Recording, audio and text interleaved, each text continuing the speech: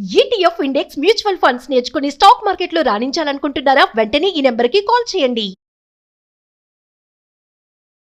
Hello guys, welcome back to our channel. ఈరోజు మనతో ఉన్నారు stock market analyst Sundararam Reddy గారు. ముఖ్యంగా డిఫెన్స్ ఫండ్స్ గురించి ఈరోజు ఎపిసోడ్లో మనం చర్చించుకుందాం. నమస్కారం సార్. నమస్తే అండి.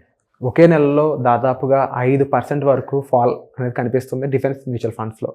ఇంత ఫాల్ కనిపించడానికి దానికి ఉన్న ఎగ్జైట్మెంట్ ఏదైతే ఉందో అది పడిపోవడమే మెయిన్ రీజన్ అంటారా? ఏంటి అసలు reasons? Last couple of years నుంచి ఈ డిఫెన్స్ ఫండ్స్ రిటర్న్స్ చాలా ఎక్కువ వచ్చినాయండి. యాక్చువల్గా ఇన్ఫ్యాక్ట్ ఐపీఓ ఫండ్స్ తర్వాత ఎక్కువ రిటర్న్స్ వచ్చింది ఇదే అనమాట. లాస్ట్ 5 years రిటర్న్స్ యావరేజ్ మీద 60% వచ్చింది. 5 years యావరేజ్ రిటర్న్స్ 60 అంటే ఊహించుకోండి. లాస్ట్ 1 yearలోనే ఆల్మోస్ట్ 160% వచ్చినాయి. 160. ఈ సంవత్సరం ఇప్పుడు కూడా బాగానే వచ్చింది రిటర్న్స్. అంటే ఈ సెక్టర్ టూ మచ్గా మూవ్ అయిందనమాట మిగతా వాటితో పోల్చుకుంటే. అంటే దీనికి పోటీ అంటే కాకపోతే ఐపీఓ ఒకటే ఉందనమాట. ఐపీఓ సెక్టర్ ఒకటే వచ్చింది. అందుకని టూ మచ్గా మూవ్ అయినప్పుడు ప్రాఫిట్ బుకింగ్ అనేది మ్యాండేట్ అనమాట. రీసెంట్గా లాస్ట్ 1 monthలో ఏంటంటే ఈ పిఎస్యు సంబంధించిన స్టాక్స్ అన్నీ, డిఫెన్స్ స్టాక్స్ ఏదైతే బాగా లాస్ట్ 2 yearsలో పరిగెత్తినాయో వాటిలో ప్రాఫిట్ బుకింగ్ జరిగింది. అందుకని ఇవి టూ మచ్గా డ్రాప్ అయిందనమాట. ఏదైనా సరే థీమాటిక్ లేదా సెక్టర్ స్పెసిఫిక్ ఇండెక్స్ ఫండ్స్ కానీ, ఈటీఎఫ్స్ కానీ, మ్యూచువల్ ఫండ్స్ కానీ షార్ట్ టర్మ్లో ఎక్కువ వాలటిలిటీ గ్రో అవుతాయి. ఎందుకంటే ఇందులో డైవర్సిఫికేషన్ లేదు కాబట్టి ఇవి అందరికీ సూట్ అవ్వవు. మనం రీసెంట్గా ఎగ్జిట్ పోల్స్ రిజల్ట్ వచ్చినప్పుడు కూడా ఈ డిఫెన్స్ థీమ్ 18% పడింది సింగిల్ డేలో. 18% ఆ రోజు పడింది సింగిల్ డేకే. ఎంటైర్ మార్కెట్ ఎంత ఆ రోజు 6% పడింది, 6 or 7%. బట్ డిఫెన్స్ అది ఆల్మోస్ట్ 90% పడింది. దాని మీనింగ్ ఏంటంటే థీమాటిక్లో ఏ అయితే ఎక్కువ మూవ్ అవుతాయో ఎక్కువ ప్రాఫిట్ బుకింగ్ కూడా జరుగుతుంది అనమాట. అందుకని ఈ వాలటిలిటీకి వాళ్ళు రెడీగా ఉంటేనే ఒక థీమాటిక్కి వెళ్ళాలి.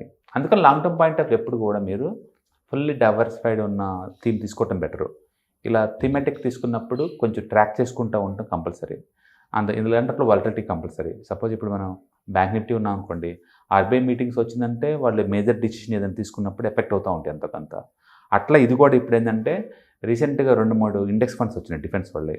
దాంతో లోపల అలా 4-5 years నుంచి ఉన్న ఇన్వెస్టర్స్ అందరూ కూడా లేదు, బయటపడి రెడీ అవుతున్నారు. వాళ్ళకి ఎప్పుడైతే కొత్త ఇండెక్స్ ఫండ్స్ వచ్చినాయి వీళ్ళకి అమ్మేసుకుని వాళ్ళు బయటకు వెళ్ళిపోయారు అనమాట. అట్లా అంటే ప్రాఫిట్ బుకింగ్ జరిగింది. అంటే మెజారిటీ ఇండియాస్ మ్యూచువల్ ఫండ్ వాళ్ళు ప్లస్ ఎఫ్ఐఎస్ అందరూ కూడా ఈ పర్టికులర్ స్టాక్స్లో సెల్లింగ్ దిగబట్టి అలా జరిగిందనమాట. అందుకని సెక్టర్ స్పెసిఫిక్ థీమాటిక్ వాటిల్లో ఈ టైప్ వాలటిలిటీ అనేది కామన్ అనమాట. అందుకని దీన్ని ఎంటైర్ మార్కెట్తో కంపారిజన్ మనం చేయకూడదు. And in future defence funds యొక్క గ్రోత్ కానీ అంటే దాని ఫ్యూచర్ ఎలా ఉండబోతుంది? చాలామంది ఇస్తున్న ఎగ్జంప్షన్స్ ప్రకారం చూసుకున్నట్లయితే డిఫెన్స్ ఫండ్స్కి ఇంకా ఒక ఫైనల్ ఎండ్ అయితే పడింది. ఇంక నుంచి ఇవి సాచురేటెడ్గా ఉంటాయి తప్ప అంత గ్రోత్ ఇంతకు ముందులా కనిపించదు అనేది ఒక పాయింట్ వినిపిస్తూ ఉంది. ఇది ఎంతవరకు నిజం? డెఫినెట్గా అండి. ఎంటైర్ మార్కెట్ కూడా ఎంతకంత ఎక్స్పెన్సివ్ జోన్లోకి ఎంటర్ అవుతున్నారు స్లోగా. దాని అర్థం పడిద్దని కాదు, ఎప్పుడైనా కొంచెం బాగా మూవ్ అయిన తర్వాత ప్రైస్ కరెక్షన్ కానీ టైం కరెక్షన్ కానీ కంపల్సరీగా ఉంటుంది. నేను కూడా నెక్స్ట్ 6 months నుంచి 2 years వరకు కూడా డిఫెన్స్కి యావరేజ్ రిటర్న్స్ ఈవెన్ 20% వచ్చిన గ్రేటే. ఎందుకంటే టూ మచ్గా రన్ అయింది. రీసెంట్గా మనం చూసినట్లయితే వీళ్ళు కొటాక్ సెక్యూరిటీస్ వాళ్ళు బ్రోకరేజ్ వాళ్ళు ర్యాంకింగ్ ఇచ్చారండి మెజగాన్ షిప్ బిల్డర్స్కి. అండ్ మోర్ దెన్ 70% డ్రాప్ అవుతుందని రిపోర్ట్ ఇచ్చారు వాళ్ళు. అంటే వాల్యుయేషన్స్ ఓవర్గా వచ్చినాయి అర్థం దాని మీనింగ్ అనమాట. అందుకని ఏదైనా కంపెనీస్కి ఓవర్గా రన్ అయినా అండ్ కొత్త ప్రాజెక్టులు ఏమి రాకపోతున్నా న్యాచురల్గానే తగ్గిపోయే ఛాన్స్ ఎక్కువ ఉంది. థీమ్ ఆల్రెడీ గత 5 ఏళ్ల నుంచి యావరేజ్ రిటర్న్స్ 60% ఇచ్చింది కాబట్టి ఇక ముందు రోజుల్లో స్లో అయ్యే ఛాన్స్ ఎక్కువ ఉంది. బట్ అన్ఫార్చునేట్లీ రిటైలర్స్ ఎప్పుడు ఏంటంటే ఏ సెక్టర్ హాట్ అయితే ఆ టైంలో వచ్చే ఈటీఎఫ్స్ ఇండెక్స్ ఫండ్స్ మ్యూచువల్ ఫండ్లో పెట్టేస్తుంటారు. అంటే కాంట్రా ఇన్వెస్ట్మెంట్కి వెళ్ళలేరు అనమాట అది. ఓకే, బట్ ఈ థీమ్ అయితే ఆల్రెడీ ఓవర్ రేటింగ్ వచ్చిందండి. బట్ అదే టైంలో ప్రతి కంట్రీలో కూడా చరిత్రలో ఒక్కసారి రీడిఫైన్ అయ్యే సందర్భం వచ్చిందనమాట.